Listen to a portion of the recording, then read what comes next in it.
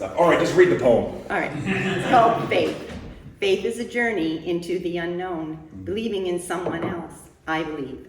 In the constant action of God, who creates this day, I believe. In his faithfulness, enduring love, which freely comes my way, I believe. In Christ, the incarnate one, whose friendship is so real, I believe. That he makes his home in me, in a presence I can feel, I believe. In the Spirit's energy, who is making all so new with care, I believe. In the Spirit's creative touch, which makes the earth a house of prayer, I believe. In the love the Spirit is. We are in the Gospel of John, the 2nd chapter. What is interesting about this one is this is when Jesus tosses the moneylenders out of the temple. You've heard this from me before, but just by context, there's no graven images allowed in the sacred temple in Jerusalem. Like we just read that in the Ten Commandments, right? You don't make any carved images. That's part of the core beliefs of Jewish people at the time of Jesus. However, just like we do, they had currency and exchanges. You're going to do offerings, you give tithes and stuff. And of course, being under Roman occupation, the coins and the money and the various things would have the face of the Caesar. In other words, a graven image. So what do? You can't bring something like that into the temple to pay your tithe or whatever, yet you still have to do that. So what they would have is money changers and money lenders, just the same as nowadays, but the money changers would have coins that you could use in the temple without any images on it. I guess kind of like if you go to an arcade or take someone to an arcade and you put in your dollar and you get like the tokens, it's an absolute racket.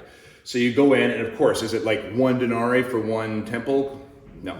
So the ones who changed it were making some profit off of this. That was their business. And so the people come in, poor people under occupied territory, they bring in their Roman coins and change them out for temple approved coins, go into the temple, do what they had to do, make their sacrifices and whatnot.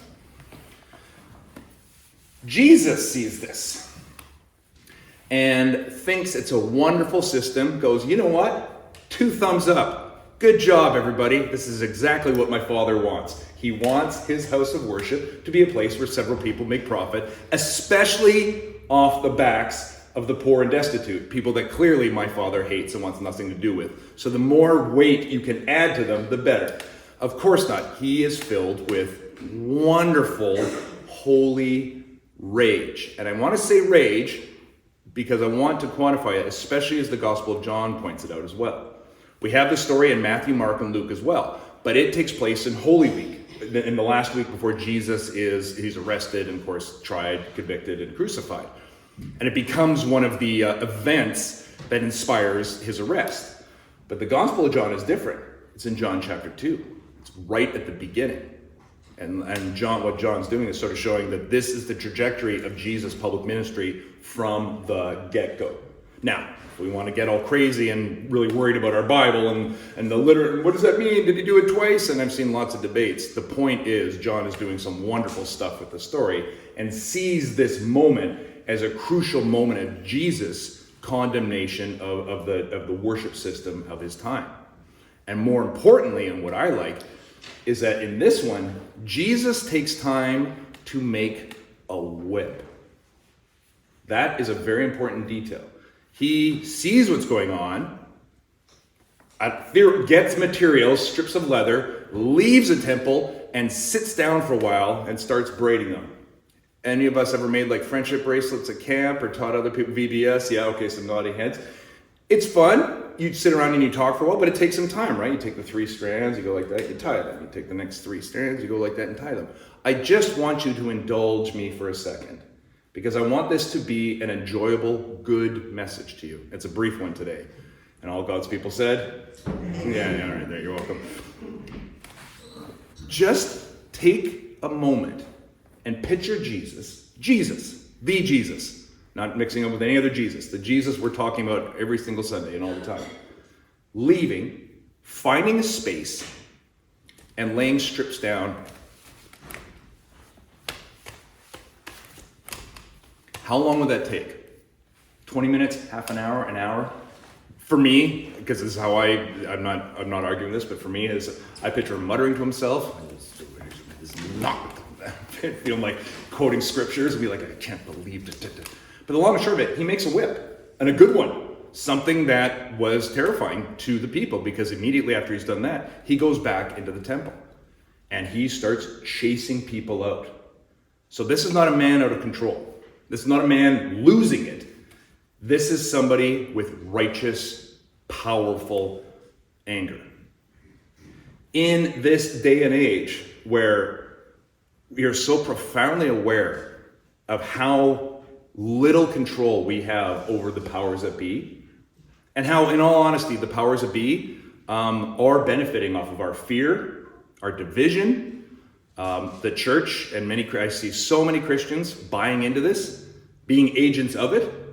This is what you have to believe. This is the gospel. And anybody who says anything other words, just sowing division after division after division, having no sense of love or grace as any kind of a virtue. Being right and influential is the virtue. I look at the great grand temple of Jesus' time and an understood economic system, a quote unquote sacred economic system that nobody challenged. And I love that Jesus took the time to really make sure he left for us a witness of how much he condemned that. I don't know how things are going to go. I do like the fact that George has seen a robin. It has been it's nice to wear a t-shirt in February and complain when it goes to -4 and be like, oh no, it's finally starting to be winter, and then the next day it's +10. But that also scares me. Our world, our very world itself, is in upheaval. This is not how it's supposed to be in this part of the world at this time of the year. There is something wrong. The wrong is kind of pleasant. I mean, except for all the rain. You're right, Rhonda, that can be depressing as well. But it's wrong. We know things aren't going the way they're supposed to go. The woolly bears were prepared. The oak, the ash were getting ready with the berries, and nothing showed up. We know there's not enough water in the ground. There's lots to be afraid of. Our computers and our news flood us every minute, every second of every day with terrifying boogeymen around every corner. And it doesn't matter if they live on the other side of the planet or they're the people right next door to you. If it's a different idea, we are all inundated, and very little of it, if any of it, is good. So it's very easy to get overwhelmed. And I could sit here and go a tut-tut and say, our faith is not about just this world. It's actually about what's to come. It's about the strength to see God in these crises. But every once in a while, and especially during Lent, you need to remember our Jesus sat down, made a whip, and chased out the evildoers and the miniature tyrants and the ones who benefited from that fear. Now, am I saying that all the people of Mountsburg should make whips and go into whatever different place and whatnot? I mean, kind of, but I don't think I should. I would actually pay good money to see that. Temple money, anything like that. But I also want, bigger for me, is never forget this characteristic of Jesus. We can fall, not into the trap, because it's true. We could see Jesus suffering with us, and he does. The point of Israel, the name Israel means literally wrestles with God. And as Rhonda so beautifully pointed out, this has been a bad year so far. And we've been saying that a lot. There's been a lot from 2019, definitely 2020. It's like, this is a weird and bad year, and it's always been accurate. So we can never forget that Israel, the Hebrew people, that literally means wrestles with God. There's a worshipful element when we wrestle with God. In humility, when we're fighting God and suffering, we are genuinely in the presence of God, and that is worship. All the stuff we're doing right here is worshiping together, but worship is being in the presence of God. And so, to close, what I do sometimes, and it's true, is just talk about the fact that Jesus is with us in our sufferings. And that can offer comfort, should offer comfort. That is the heart of our faith. But why this Gospel of John story is so important is that not only is Jesus with us in our comfort, but Jesus is enraged at the tyranny that does not need to happen. Jesus doesn't not like the people we don't not like. Does that make sense? It was a terribly worded sentence. But just because you don't like somebody or a group of people, especially a group of people, doesn't mean that Jesus agrees with you.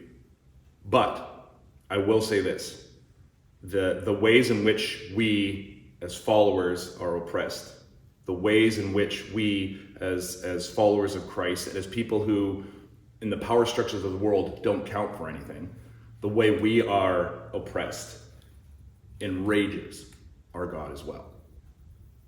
And a day of justice and judgment is coming. And we sometimes are taught to fear the day of justice and judgment. No. Long for it. Look forward to it. Live with it in your presence so you know that you are acting in ways that are just and aligned with the heart of God. But also let us go into this world with eyes wide open, not naive. And this is a space where we always acknowledge each other's fears, concerns, and worries. We believe that we are not going to provide the solutions, but our relationship with Christ will.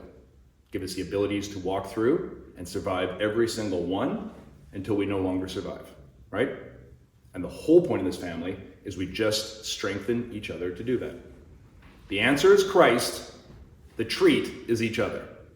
So when I look into Rhonda's eyes and see and listen to her read a poem, I get to see my Christ in another form.